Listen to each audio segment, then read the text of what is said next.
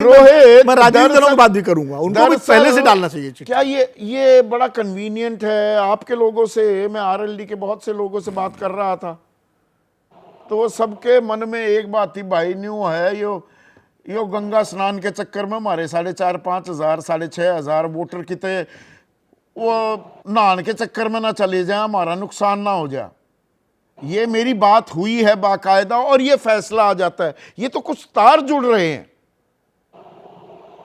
देखिए संदीप जी, मुद्दा विहीन विपक्ष को कोई मुद्दा चाहिए था तो उन्होंने अच्छा। बचकाना मुद्दा ढूंढ लिया कि चुनाव आयोग ने तारीख बढ़ा दी। अच्छा 7 दिन तारीख बढ़ा दी तो क्या फर्क पड़ गया? 7 दिन और प्रचार कर लो भाई। भाई प्रीपोन तो नहीं की है ना।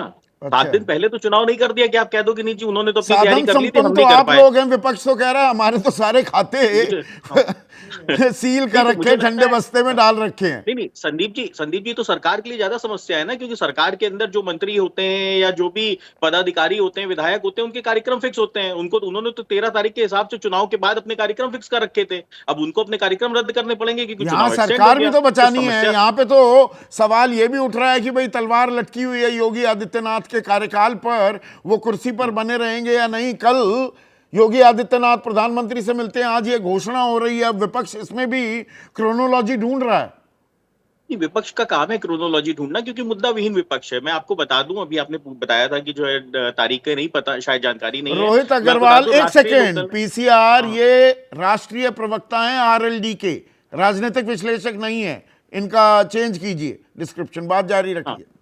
ओके, देखिए संदीप जी, स्थिति बिल्कुल साफ है। राष्ट्रीय लोकदल ने 17 अक्टूबर को चिट्ठी दी थी, चुनाव आयोग से मीटिंग करके, मुलाकात करके, और रिक्वेस्ट की थी कि ये पर्व पड़ रहा है, इससे समस्या होगी। और आपने भी अभी ये चीज कही कि हमारे तो 15 को है ना गंगा स्नान, 13 तारीख को करवा लेते चुनाव।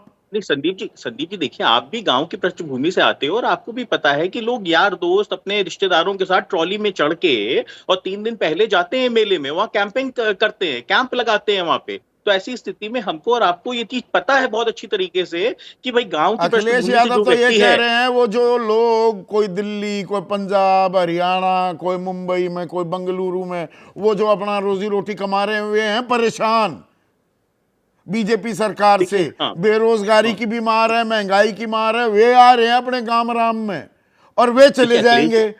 और उनको ही उनके वापस जाने के लिए ये तारीखों को बढ़ा दिया गया है। देखिए अखिलेश जी विदेश से पढ़ के आए हैं, उनको जानकारी की कमी रहती है। उनको नहीं पता है कि छठ का पर्व जो है 7 तारीख को खत्म हो जाएगा। कोई भी गांव पृष्ठभूमि का व्यक्ति 7 तारीख को पर्व खत्म होने के बाद अपनी छुट्टी को 13 तारीख तक एक्सटेंड नहीं कर पाएगा, उसको दोबारा आना ही पड़ेगा। उनको ये जानकारी का अभाव रहता है। अखिलेश जी के लिए साथ देखिए एक चीज क्या है कि अखिलेश जी को जो उनके नवरत्न है जो जानकारी दे देते हैं, उस हिसाब से उनका ट्वीट होता है। अखिलेश जी स्वयं तो कोई ट्वीट करते नहीं है, उनका ट्विटर हैंडल अच्छा, जयंत चौधरी खुद करते हैं, बेहतर आप जानते हैं। अरे ये नई जानकारी दी, जयंत खुद लिखते हैं कि कोई लिख रहा है? नेताओं के तो सब लिखते ही है ना, कोई ना कोई। नहीं, माननीय जयंत चौधरी जी का ट्विटर हैंडल माननीय जयंत चौधरी जी द्वारा स्वयं हैंडल किया जाता है, जो उनका official Twitter handle Jayant Chaudhary के नाम से है, उसको वो स्वयं यूज करते हैं। बाकी उनका ऑफिस ऑफ जयंत चौधरी जो ट्विटर हैंडल है वो डेफिनेटली कहीं ना कहीं स्टाफ के द्वारा उसको इस्तेमाल किया जाता है। तो इसलिए इसमें कहीं कोई दो राय नहीं। अखिलेश जी का ट्विटर हैंडल कौन हैंडल करता है, संदीप जी आपको भी बेहतर तरीके से पता है। आप कहेंगे तो मैं नाम भी बता दूंगा कौन हैंडल करता है, जिसके लिए वो सुबह 7 बजे डीजीपी कार्यालय पहुंच गए थे। प्रधानमंत्री से लेके तमाम केंद्रीय मंत्री, तमाम मुख्यमंत्री, कौन कितने अपने ट्वीट लिख रहा है या उनका कोई लिखता है, अब इस बहस ये बेमानी हो जाएगी जी। तो इसलिए मैंने कहा कि देखिए वहां पे स्थितियां बिल्कुल साफ हैं कि अखिलेश जी का ट्विटर लिख दिया गया कि भैया 7 तारीख को शायद मतलब थोड़ा पेट में दर्द तो नहीं हो रहा था, मरोड़ तो नहीं हो रही, अरे भाई तैयारी पूरी नहीं है अभी तो, थोड़ा भी वो गोटियां सेट करनी, अभी थोड़ा वक्त और चाहिए, इसलिए तो नहीं किया गया। ऐसा है संदीप जी, दिन भी सेम है भाई। 13 तारीख को जो दिन था 7 दिन बढ़ाए गए हैं, तो उस दिन भी बुधवार 20 तारीख को पड़ रहा है। तो इसलिए गोटियां तो सारी सेट है वहीं पे, जैसा विपक्ष चाह रहा है तो विपक्ष की गोटियां भी सेट ही होंगी मुझे लगता है। और जो विलाप का दिन है वो भी नहीं, वो भी सेम है, वो भी नहीं बदला गया है। जो 23 नवंबर विपक्ष के विलाप का दिन है, जिस दिन उनको ढूंढने बहाने, उसमें एक नए बहाने की लिस्ट जुड़ गई है कि साहब चुनाव आयोग ने कहीं ना कहीं समर्थन किया था। अच्छा एक और 10 सेकंड, महाराष्ट्र के डीजीपी साहब हटा दिए गए हैं, तो हम भी विलाप शुरू कर दें कि कांग्रेस के कहने पे हटाए गए हैं या इंडिया गठबंधन के कहने पे हटाए गए हैं। महाराष्ट्र में तो भाजपा की सरकार है, एनडीए की सरकार है, वहां पे डीजीपी साहब हटा दिए गए हैं, तो किसके कहने पे हटाए गए? चुनाव आयोग किसके कहने पे काम कर रहा है? तो हम तो नहीं विलाप कर रहे हैं ना,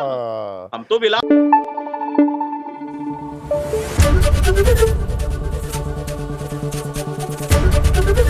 एबीपी न्यूज आपको रखे आगे।